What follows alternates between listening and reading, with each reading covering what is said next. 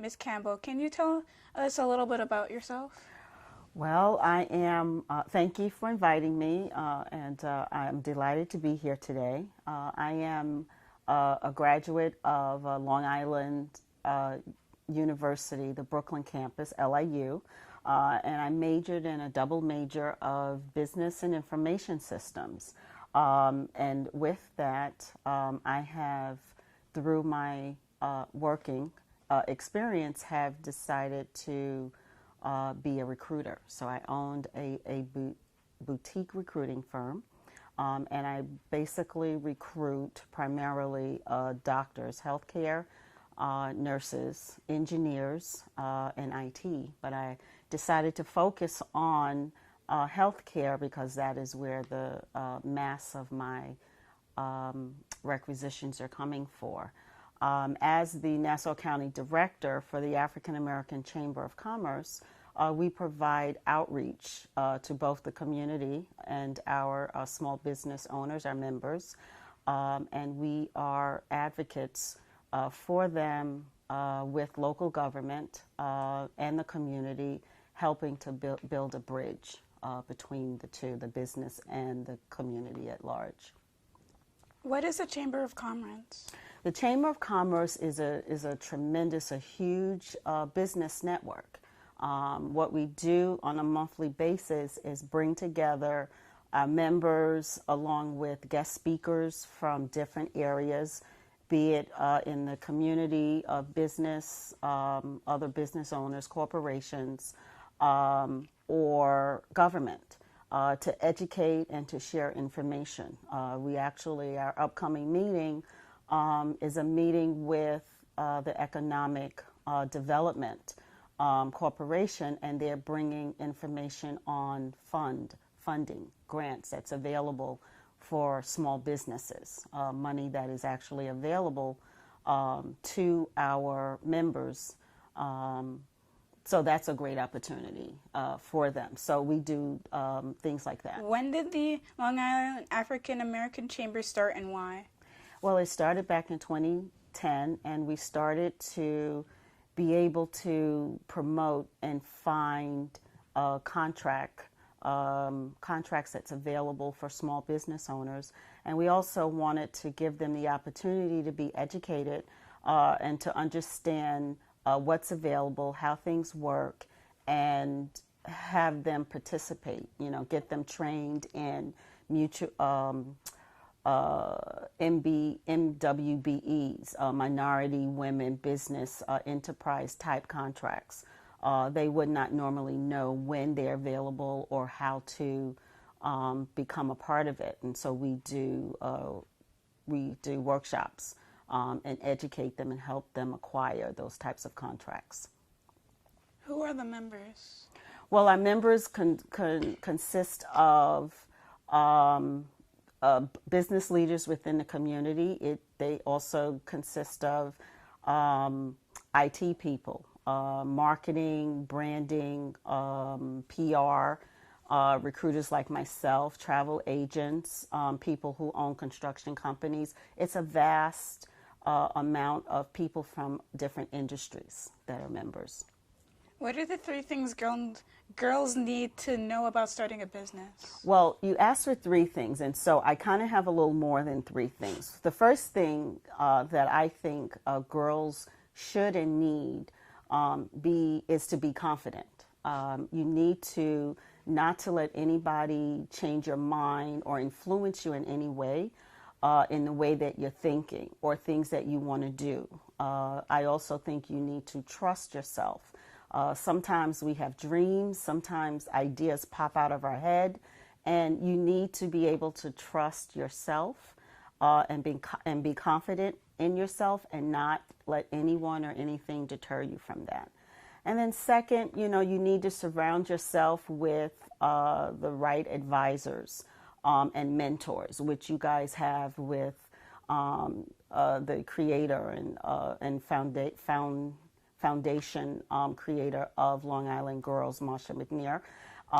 And I think, you need to be focused on know and understand what your weaknesses are and your strengths, and surround yourself with people who will help you be able to be successful in whatever it is that you are dreaming or thinking of doing. What kind of education do you need? Well, I think the minimum education should be a bachelor's degree, only because I think you need the basic training and understanding what it takes to be a business owner, to be an entrepreneur. People are able to be successful without education, but they're able to be successful because they surround themselves with people with those degrees to help them attain their goals. Do you need a lot of money to start a business? Well, it depends. It actually depends on the type of business, the type of project that you're interested in creating or doing, but not necessarily. It just depends on what it is you want to do. How can the community support a local business? Well, there's several ways. When there are events going on in the community, we can come out and support those events. We can go to our local stores, our supermarkets, our retails, organizations that we have. We can eat out. You know, you can go to a fast food, you can go to a restaurant. These are small businesses, some of them. And if we reach out and be a part of and take part in the community, that is some of the ways that we can participate. How can people join the group? You can join the group by going to www.liaacc.org.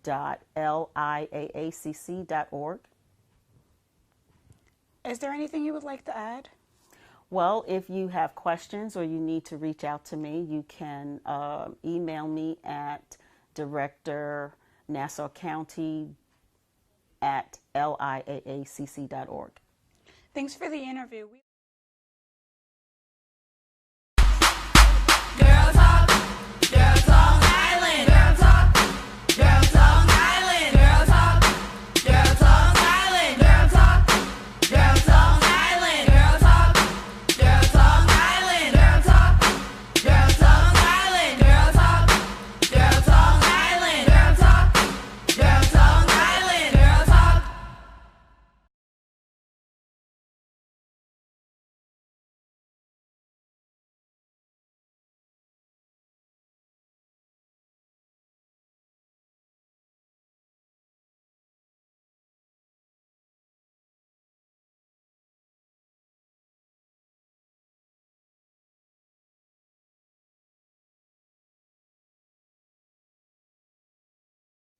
Hello, my name is Ryan Daniel, and I am interviewing Assemblywoman Taylor Darling. What made you choose this career path? Well, hi, Ryan, and thank you so much for taking the time out to interview me. What made me choose this career path? My whole life I knew I was put on this earth to serve. I didn't know in what capacity I should serve, so in high school I was very active in clubs and different organizations that supported the community. But for this particular role, your mother, my sister, was the one who suggested that I fix our community and I run for office. So I don't know if I chose this career path as much as this career path chose me. Good answer. Thank you. How do you feel your impact is to the community? I feel like right now, my team and we are really impacting the community. Now, my team is called Team Excellence because our big platform and our hashtag is Excellence for the 18th, since I represent the 18th Assembly District in Nassau County. So our impact is really huge because I think this is the first time in Nassau County history that communities have really been encouraged to feel the government and really participate in government. We know now more than ever that we have to step up and develop leaders and be leaders in our community, because our leaders, if they're chosen for us, they may not always have our best intentions, right? So we really want to make sure that we're being proactive in developing leaders. And I think that the impact that my team and I have is that people look at us and they say they look like us, so we could do this. And that's a huge impact because it gives people hope and encouragement. and a sense of civic duty. So that's our impact. I think it's a really huge impact. Okay. What challenges have you faced in your career? In my career? Yes. I faced a lot of challenges. I think sometimes convincing people that I am the right candidate or I am the right person to represent them and serve them, especially coming from a place where a lot of people did not know me in the community. So that was a challenge. I would say financially, it was a really big challenge to run a race that I didn't know I was going to run. Otherwise, I would have been better prepared. So that really is a huge challenge, the finances that people don't speak about when you're in elected office. You have to pay to go to events and dinners to support people and causes. So those causes and those people are supportive of you. It's like a cycle. But you have to have money for that. You have to have money to campaign. That's very expensive. Like my campaign was well over $100,000. So those are challenges. I think that with the wealth gap that we have in this community between minorities and non-minorities, it really sometimes can be a barrier to advancement. But we didn't let that stop us. So, yeah. How do you balance such a busy work schedule? I am still working on it. I am learning how to be more selective. I'm learning how to say, not right now. I'd be happy to do something later. I'm learning how to prioritize, like really figure out what our initiatives are and making sure that events and meetings and conferences align with those events so that everything is value added, because we don't have much time and we're a small team. And I also have a family, so I'm learning how to balance it better. But right now, some days it's really intense. What plans do you have for District 18? I have excellent plans for District 18. We are excited to be able to bring, our pillar, which is excellence for the 18th, and our platform, and we have 3 pillars. So it's health is wealth, community beautification, and education and training for all. So we really plan to continue to unite the community. We continue to push the narrative that we are one village, one community, one voice, and that we will get more and accomplish more if we work together that way. I plan on making sure that our educational systems are doing a lot better and making sure the state's supporting them at every level and every way we can. And I plan on really working on the pothole situation. You may have heard your mom speak about potholes and the cost associated with it. Yeah. We pay a lot of taxes out here to live out here in Long Island and Nassau County. So we really don't want our citizens, we don't want our constituents having to deal with unforeseen costs that we may be able to get in front of. If you could change one thing in Hempstead, what would it be and why? It would be the school district. I would make sure that the governance is a lot more transparent, a lot more capable, and a lot more accountable. I would work on the school district because there's nothing more important than education. If you want to build up a nation, education is really the way that you do that, education and training. So if you're in a community where there's not a solid educational system, you'll slowly start to see that community will look or start to become a place that people don't feel comfortable and want to live in. And right now, that's what we're dealing with in Hempstead. So that is really one of the biggest initiatives. We're pushing a better educational system for the children of Hempstead. If you were in District 18 Assemblywoman, what other careers do you have in mind that you would have wanted to do? Well, I am a psychologist. I love psychology, and I get to apply that to my job every day. I love teaching. I didn't know that. So I would probably be a college professor, probably online, though. And I don't know, I enjoy being a mom and an aunt, and I've really been missing that lately. So I would continue to be a matriarch in our family. When you do have free time, what hobbies and interests do you have? What do you think my hobbies and interests are? You get to see me when I have free time once in a while. Yes. I think you do like hanging out with your family a lot. And I would hope so. yes. You love doing what we like to do when you're with us. You like horseback riding, I know that. You love camps, and you like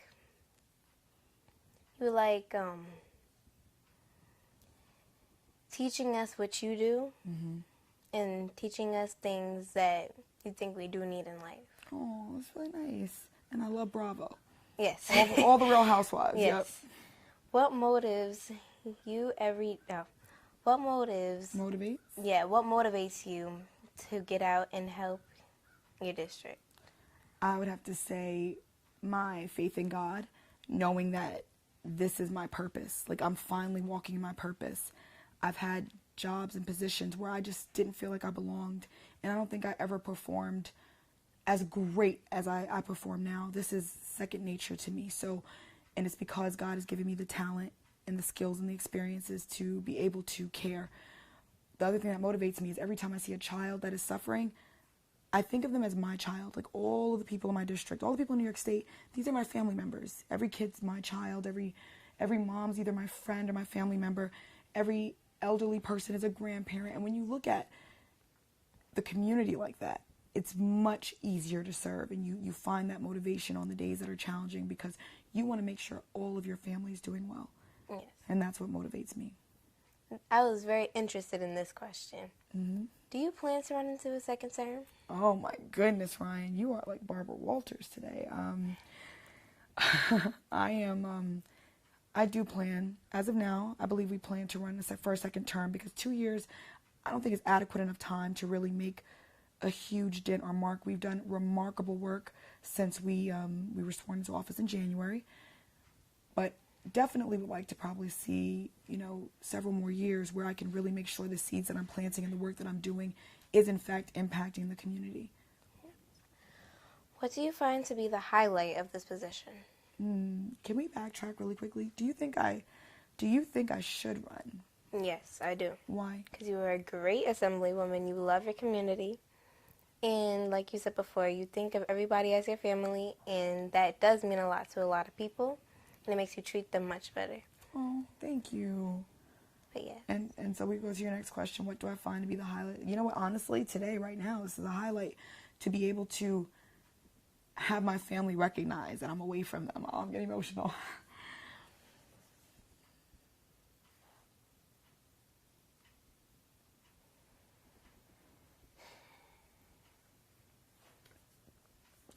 Because I really want the best for you guys.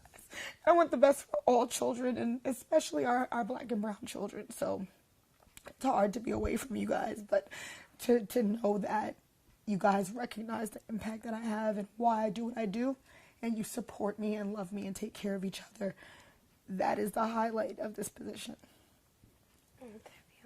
Yeah. You want to close out? Thank you. This is Long Island Girl Talk, and that was the interview with Taylor Darley.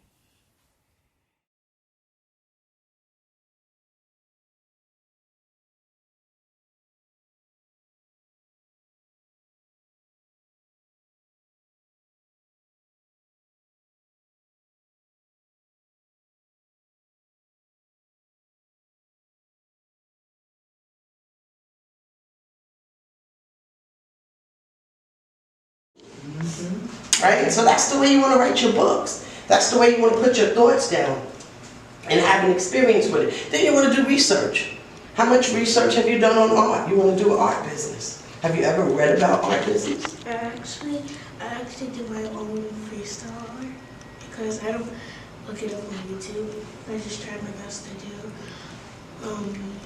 like something like, because I mostly draw anime. I just try my best. I don't want it to be perfect. Right. You want to be you. That's my next point. You want to be unique. You want to be different. You don't want to be like everybody else. In a good way. Let me say that because y'all are young.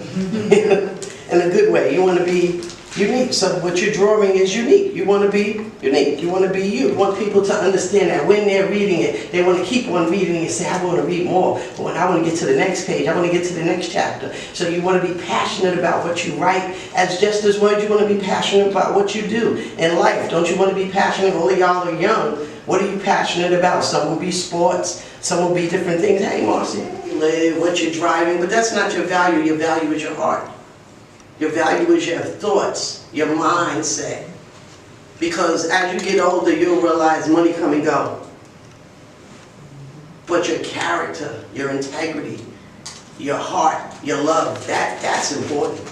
Because that's what people are going to remember you by when it's all said and done. What happens if you write it and you really love it and you show it to your friend, which is what happens to a lot of us, even as grown people, and they just like, I don't like it. If you're not happy with your own stuff, then guess what? They can take your purpose away from you. What happens when they don't like it? It doesn't matter. I don't care if you like it or not. I love it. That's where you got to get with yourself. And it's not always easy to get there. You see them running and you see them in the garage. You notice it's always almost the same thing. That's been somebody's experience. As little kids, how many of y'all seen the Boogeyman? Oh, none of y'all? I'm that old? We are now. Yeah. Y'all don't see the Boogeyman? Y'all ain't never hid under the cover in your room? No? Okay, I guess I'm that old then. Tell me my age. How are you? But anyway. Those kind of things, I guess y'all see the computer man. So those are the kind of things that you want to do. You want to be around people that encourage you to write the manuscript, encourage you to write, encourage you to do your business, encourage you to do your art. Doesn't matter how old you are. If the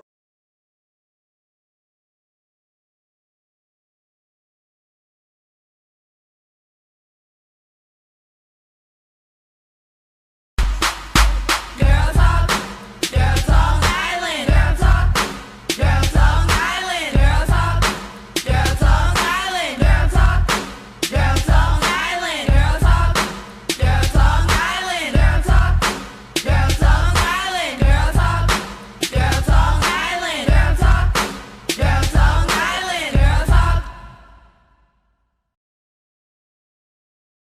Since 2013, the Long Island Girl Talk program has been showing girls how to create their own television show. Here's what just some of our girls have to say about the positive impact of the program. What did you like most about Long Island Girl Talk?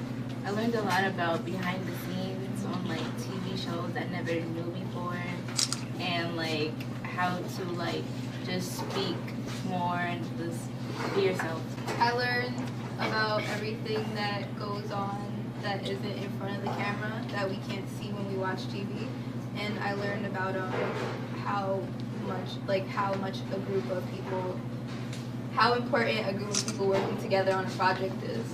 I learned how it isn't that easy working behind the scenes and stuff, and that in order to do something like that you would need like a lot of people like these guys that they have good vibes and everything is just amazing. How did the program inspire you in your life?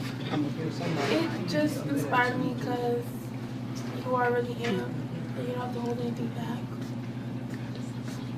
It inspired me to work harder and try harder, and like it mostly inspired me to like try to achieve more of my goals. It actually inspired me and it made me become more aware of what I want to do in the future, and it made my dream a lot clearer to me of what it is that I want to pursue. And also interviewing some of the people that we did during the different episodes also inspired me too, and the different things that they said. And it inspired me because things are like not impossible. Like if you want to own your own fashion line, it is possible. If you want to own your own TV company, it is possible. You can't ask the media to diversify if girls and people of color are not entering the field. Long Island Girl Talk provides the career exploration, technical skills, and academic enhancement that encourages girls to either enter the industry or become independent producers of media. At this point in history, we think there should be more than one Oprah. Help us make that happen.